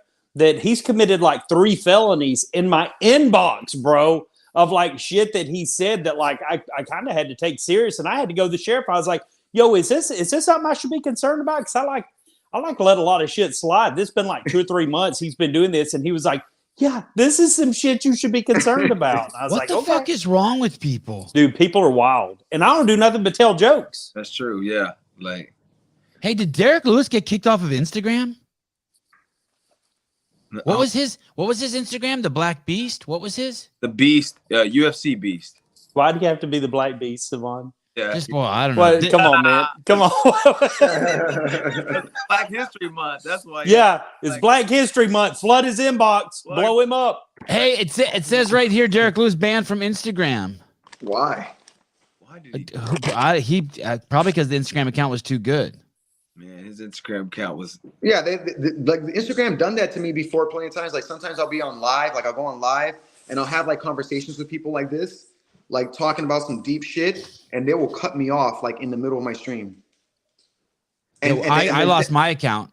And then send me a message like things that you're saying are like inappropriate. I'm like, I'm only talking about diet, spirituality, nutrition, and then like they're saying that this is like it's offensive to people. I'm like, what the fuck am I saying? Hey, dude, there was a no carb Facebook page that had like 200,000 people on it. And all they talked about was like how you shouldn't eat refined carbohydrates. And it was pulled down as giving bad, poor medical advice. Well, man, look at one of the biggest companies in the food industry is like Kellogg's, bro. Yeah, of course. Hey, did he? So you saw Justin hit the vape, and then you're like, all right, I'm going to smoke a joint. Oh, I didn't see nobody hit the vape. I'm just rolling up because it's about that time. I didn't even see Justin hit the vape. He's slick. Because I'm fast. He's slick. Good. Just ask my wife. It's not a joint. It's a blunt. Yes. We did this last time. A joint's small and wide. A blunt is longer and darker. It's kind of synonymous in real life too, you know. The first show I ever did with Alex, the show started and he had his camera pointed right at a paper plate full of just nugs, and the show started with him rolling a blunt. Thank you. Here's the deodorant I use, by the way. If you guys want to know. I don't use deodorant. Do you use deodorant, Darian? Yeah, I do use deodorant. Just flash. Do you use it, Justin? I don't use any deodorant. What the fuck? I bet you stink. How the fuck you don't use deodorant? Come on, man. I just don't. No one ever tells me I stink. You heard about vabbing, right? Where chicks be like rubbing their finger on their coochie and then rubbing it on their like skin and stuff. Hey, I think that I forgot to put some on today. There you go. Hey, why don't Alex? I picture you using like and what? Savon right now. Cass. Hey, Alex, why don't you use one of those crystals? They got like these just rocks that my hippie friends used to use in college. It's just a rock. and they rub Oh it in yeah, your I hand. used those before. Yeah. we need to talk about this, man. How do you not use deodorant? I don't use deodorant. The detergent I use is like smells like what's that hippie scent? Panucci, patchouli. My wife is just slowly taking all the chemicals out of my house. She's like just slowly taking. We don't even use plastic bags to store like. Dude, you've been living in California too long, and it shows. Okay, like, come on, man. Soon you're gonna start accepting maps as real people. Yeah. What is real people? Maps? You know what maps are? No. Mine are attracted persons. They're pedophiles. Bro. Oh, Jesus. I will not. Hey, I will not accept them as people. Yeah. I don't know. Panocha. Yeah, we're getting rid of all the chemicals. I need a good sponsor. Panocha, that's Spanish for pussy, man. Oh, it is? Yeah, come on, Savon. You're better than this. You are babbing. Look at him. Oh, my God. Hey, Alex, how's the garden going? I know you had quite the garden going. You still doing that? I moved to another place at the moment. Did you move all your plants? Did you move all your pots? No, all my plants are not there yet. I don't have enough room. I'm in a smaller fucking place. This is kind of becoming a short-term necessity at the moment. I kind of lost my house. I had to sell it to keep my business open. But you got fight of the night. Wasn't that enough to keep the business open? Yeah, after the fact, but I had to sell it before because the landlords, since I couldn't, I wasn't going to be able to make the rent, or I was asking for time, and they're like, oh, I was going to fight anyway, so like once I get the fight, I'll pay the rent, but they didn't want to do that. They were trying to take me to court for not paying the fucking rent, and then so I had to come up with the money, and so I sold the house instead. Oh, God, that's stressful. You could have just sold meth, man. That's what Justin does. Don't sell that. Yeah, I'm white, dude. Hey, listen, I was in Atlanta for the SEC championship game a few weeks ago, right? Now, what sport is that? What sport is that? The football, college football. Okay. And it's after the game, and we're walking down the street, and we're headed back to the Airbnb, right? And these two black guys are selling beer out of a cooler on the sidewalk. Smart. And I'm walking through. Dude's like, "You want some beer? You want some beer?" He's like, he got close to me. He's like, "I got weed too." And I was like, "No, man, I'm looking for some meth." And he's like, "Come here, dog. Come here." I was like, I ain't buying no meth from a black guy. That's the only thing that we can cook better than you. Ain't happening, bro. Maybe he was going to show you to a white guy. Maybe I got back here. Come on. Yeah. Take you to his friend, that's out there. That's how Liam Neeson movie starts out. I ain't going with that dude to buy meth. That ain't happening. He's got to take you to the only white guy that's allowed to say nigga. Right. Literally. Here, this is a great one too. We just got it. This one's here we go. Better than black people. Meth. Listen, I screwed that up. Hold on. We can take this for a second. The joke works better with sound, goddamn. White people cook better than black people. Meth. Listen, did you know that Dora the Explorer's real name? Hey, what's the guy really say? What? Yeah, I mean that's what he's asking. He's like, tell me something that white people cook better than black people. And does he ever give you anything? No, multiple also just answers to that video, and multiple say math. Yeah, you're a good dude, Nunley. Maybe there was another one. There was another one that was funny that I was advised against posting that I thought was good. Well, do it here. Break it here on the Sevon podcast because we get banned all the time anyway. The guy asked. He said, "Name one thing that white people can do that black people can't do." And I said, "Swim." Tell me I'm lying. Tell me I'm lying. What's wrong with that? Hey, I don't know. If it's right, we gotta differentiate that, man, because like all Afro-Caribbean people can swim. Don't ruin the prejudice and discrimination jokes, Alex. Please do not ruin the. Don't ruin a good racist joke, please. Okay? And I hate that stereotype. Yeah, Justin. Can you swim? Buoyant than white people. Can you swim? I can't swim. See, And we're that's 50-50 right now. I'm just saying, I think I have too much muscle to swim, and so that drags You me. ain't got no damn too much muscle. I got fat all over my body. I weigh probably about. I probably weigh 20. I got 20 pounds on you. But fat floats. Back and float. I'm sinking. I'm a rock. You are a rock. You're a That's one thing I can do. I can't float on my back. You can or you can't. No, Yeah, I you have too much muscle. Your density is too much. But I can grew you up in swim? Miami. I grew up in Yeah, Miami. so I not learned how to good, but swim. I swim. I swim good. I mean, See, I'm not great, but I 100% swim. swimmers, 100% swimmers, 50%. Good point. Good point. Good point. That's good. That's a good point. All right, so maybe the more politically correct joke to say is that half of black people can't swim. Hey, Darian, you know what's fucked up, dude? You know what I just realized? You're not going to like this. What? Dude, when you needed to demand from the UFC when you were there that they got you a blue check mark. Oh, it's all right. I don't need a blue check mark. What's a blue check mark to? They didn't give you a blue check mark? Yeah, no, I don't really mind about the blue check mark though. Look at that. I look like Bruce Leroy right there. Yeah, look Holy at that shit, shit. I thought that was me for a second. Oh, I can't wait there. The fuck? Oh, I can do that's it better. Hey, who took that picture? That's a great picture. I thought about needing a blue check mark and everything, but then I just figured like, you know what's that? Just to verify to people that I was somebody. You know what I mean? Yeah, that's it. I said I'm cool. You know what I mean? Yeah, it's like sitting in first class, man. You can like look at all the other peasants walking by you going to the coach seats, dog. Yes. You know? It's like, look at you with your 60,000 followers, but no check mark. You know?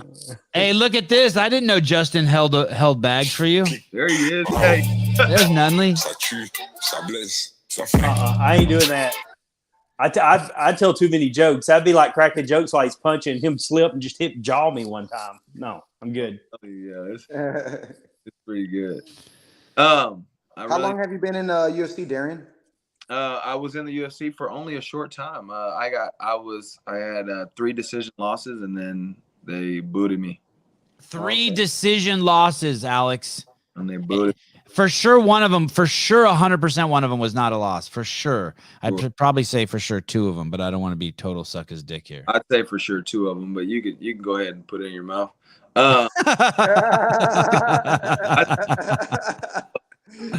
Hold up. One of them I actually did lose, and that was just my lack of activity. But I beat those.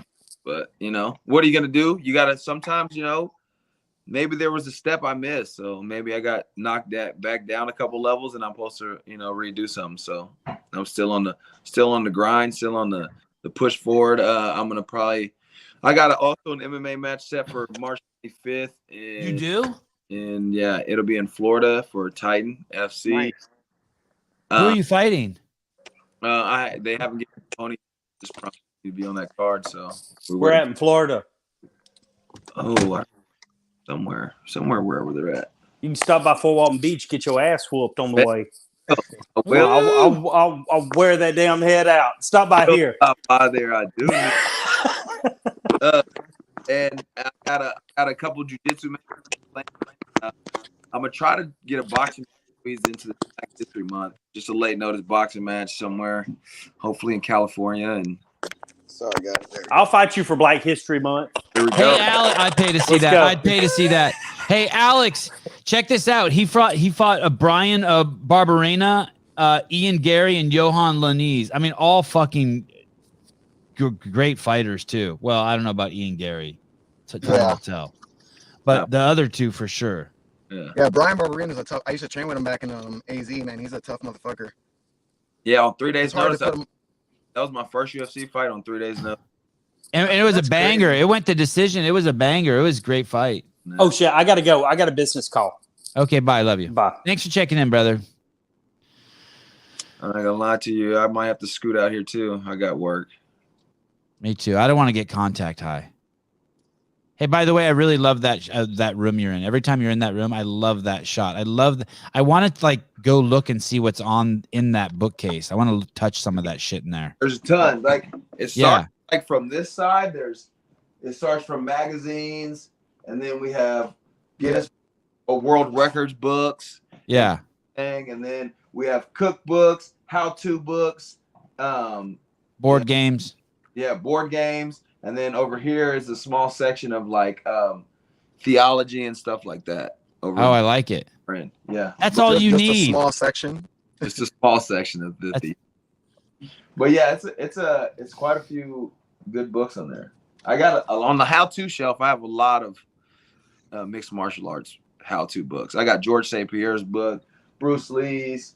I think we got some stuff by Rob Van Dam. I mean, it's got a lot. It's got a lot in there. I do Devesh Maharaj, weed is vegan. I mean, it is. Hey, but I will tell you, my man Alex, it was a pleasure. It was a pleasure to talk with you. You have a brilliant mind, and you see things the way that people should always see things. But hopefully you keep inflicting people like that and making an impact. And Savon, as always. Dude, Darian, I love seeing you on Fridays, buddy. Thanks for coming on the show. Oh, always. I hope you get a little taller, but we'll talk about it. Thank you. Send me some vitamins. You guys have a good one. But ciao, brother. You too, man. Peace. Alex, yeah, good people, right? Yeah. Yeah. I had him on the show right before his first fight, and then I just kept inviting him back on Fridays when we talk to UFC guys, and cool. It's cool. Sometimes he'll even have to cut someone's hair, and he'll do a little bit of the show while he's cutting someone's hair. It's pretty fun. Hey, dude, I always appreciate how easy it is for you to get in touch with you and your quick responses. This show, obviously, being a podcaster and this being my gig, you make it such a pleasure. I walk away a better person talking to you, and you're just so easy to deal with. So thank you. Thanks for keeping it real. Thank you for having me on the show. I enjoy podcasts like this. I enjoy just having free conversations with other human beings about humanity and everything else. And of course, yeah, I'm a fighter, so you're going to ask me some fighting questions and stuff like that, but it's understandable. But yeah, man, it's always enjoyable to have a good chat with somebody that's it was like a saying from a song that I heard, is like he was giving cheers to people. He was like, here's to the few who forgive what you do, and to the fewer who don't even care. And like, I feel like and when he means I don't even care, I don't mean like these people don't care about you, but they just don't give a fuck how you live your life, and they accept you and appreciate you for what you are. And yeah, those kind of people are just rare in this world. Everybody likes you only to however you make them feel. And that's like what a rabbi said, that's called fish love. You know, if you love the fish, you wouldn't pluck it out the water, suffocate it, split it open and eat it. You love the way the fish makes you feel. So that's how most people treat relationships. It's a fish love. We don't love the person. We love how they make us feel in our own certain situations and circumstances. Well, you know, besides the reason why I like you, because you contribute to my show, and when my show does well, I can pay for put food on my table. That's obviously the most superficial reason. But I also like you because of this. I like knowing that there's people out there in the world like you, because I think you make the world a better place. And that's fucking awesome. That is, I know. Well, I don't think that. I know that you make the world a better place just by the way you think, the way you treat people, the way you carry yourself. You're such a cool dude. Thank you so much. It's words I can appreciate, you know, like especially, and I will admit, like in times that I'm having now, like they are difficult times. The past 5 fights have been very difficult times. It seems like I haven't been able to catch a break, and also kind of like running through my mind, questioning on how good of a person am I really, or if these things continuously happen to me, am I selling myself an illusion, or it's just these trials and tribulations that I must go through? Yeah. Things like that, like it becomes, and it's kind of like it was an idea I was pondering the other day. It's like trying to be as honest with myself as much as possible, and it's like getting better. You know, I associate it to being honest with yourself is like getting better. Yes. When you're being honest with yourself, you constantly feel like you're full of shit. The same way, when you're getting better, is because you constantly feel like you're not good. Right. So that fear of being inadequate in any aspect of your life promotes you to be the best version of yourself, or some people to be the best version of yourself. At least for me. And yeah, then for some me other too. people, Nudges you to make a move. Yeah. It's like, okay, look, I'm not doing the best that I want to be right now, so I try and achieve it. If I'm honest with myself, if I'm not going to lie to myself, then I really got to explore the ways that I'm full of shit to myself, you know, or hypocritical to myself. And we rarely as human beings ever do that self-analysis and be like, hey, this is what's really wrong with me. I should fix this because it will benefit not only me, but society around me as well.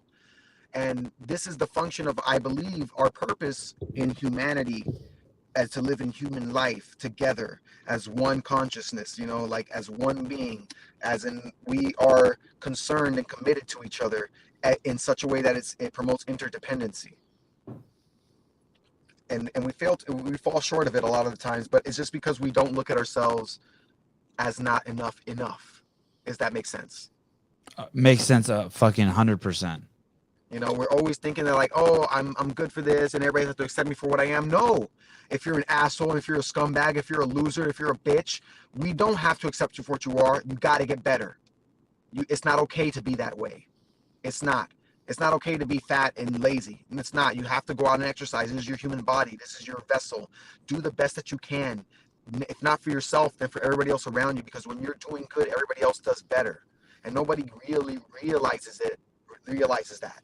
No one really, when I go into a room and you beat my ass every day in the wrestling room, I'm going to get better. I know that. But some people take it personally and never come back, and they will get worse. Hey, I wish your audio was better. It's breaking up so fucking bad. Since I don't know what you did, but it's like so crackly and poppy like Justin's was. But dude, oh yeah, it's better. You so fucking nailed it. People don't realize that when you go outside into the public, you are not a good role model. Like that, we're all just mirrors here, and that when you go out into the public and you're a bad role model, basically, when you stand out inside in front of a building and light up a cigarette, you're telling everyone who walks by you it's okay to smoke cigarettes. When you yell at someone and other people hear you, you're telling everyone around you it's okay to yell at someone. When you walk around and you're like just I don't want to pick on fat people, not for the reason why. Yeah, I understand. The reason why I don't want to pick on fat people is because some of them might be on the journey to get skinny. Other than that, fuck that. I'll pick on them. But we are all just mirrors here, and if you're not doing your part to be the best person that you are, there's no homeostasis. You're either contributing to making everything better or you're making everything worse. What side of the fence do you want to be on? I want to be on the I don't want to be fake, but I don't want my friends also to see me like smoking a cigarette. I would be ashamed of that, and I would hide that shit. Me personally, I don't want to tell the world it's okay to fucking buy Marlboro Lights and smoke them. But the thing is like with those kind of things, you know, like everybody can, like when I'm talking about, yeah, exactly, for sure. You don't want that to happen if you smoke cigarettes and you know they're bad and stuff. You're not going to promote smoking cigarettes, but then you can look hypocritical for doing it yourself. Yeah. I feel like then you have to make strives for being what you say to be. Right. In that sense. So like if you speak it into it, but the fact that you do that, the fact that you can understand that shows that you have a conscience. Like, right. Hey, you know, but most people are just doing it just because they don't give a fuck and they don't have any consideration whatsoever. And that's where it becomes a problem, is that people don't consider themselves, let alone other people. So like like earlier, when it comes to food and for pleasure, some people will just eat themselves to a point and then turn around and tell you to accept them for being fat. I'm like, no, I don't have to, because it's not your natural self. Right. You know, we have a problem and a tendency as human beings to accept things that are not natural, that are not to the max of our full potential, as regular or as normal or as good. So if some person like for instance, like you ever heard of like, oh, a mother's love, so her son can be a fucking like delinquent, you know, and don't contribute shit to society, but to her, he's a good kid. No, that's a lie. You're lying to yourself. If you're not being honest with yourself, then you're not addressing the issue. And if you did address the issue, maybe your son would be such an asshole and be taxing on society. Right. But these are the kind of things we're creatures of comfort, and we'd rather be comfortable than actually be honest with ourselves, because being honest requires us to do work, and everybody has work to do. Even Everybody. That's even true. people that are successful. And if you don't have work to do, you have maintenance to upkeep. Constantly be virtuous. Constantly be what is that word? Yeah. Alert and aware of the surroundings around of the situation around you. So that's why, like, even when I promote eating plants, I don't promote people to become vegan. You know, I'm still vegan. I feel like I need to be this way for a little bit longer to actually see what it really means, right? But I don't try and convince people to be vegan, but just for the sake of the planet and for themselves, I just try to convince people to, if you are going to eat like your ancestors, then let's eat like your ancestors. So you're probably going to eat meat like once a week, you know, or eat 10% of it on your plate rather it being the major thing on your dish. You know, Right. and then maybe you'll see the health of the planet and in human beings revert back to a little bit more to its natural way, because I feel like there is a relation between the waters of the planet and the waters of our self. We're 3/4 water. The planet is 3/4 water. You know, when and right now, 98% of the planet, or I would say like 98 or 80% of the I'm sorry, 40% of the planet's rainforests are like deforested. You know, they're fucked up. You know, and we see that. And then we see the air getting fucked up, and now we only see the air getting fucked up, but then we see more respiratory problems within human beings. Mm. So we're completely connected. The waters are becoming polluted, and there's more dead zones in the water. And now we're seeing more stagnicity and more toxicity and more acidity in people's water, in their bodies, you know. But the waters of the earth is connected with the water because it's the same water. So if the waters are polluted on earth, then the water's going to be polluted within us, you know. And then now you have, and vice versa. Yeah, exactly.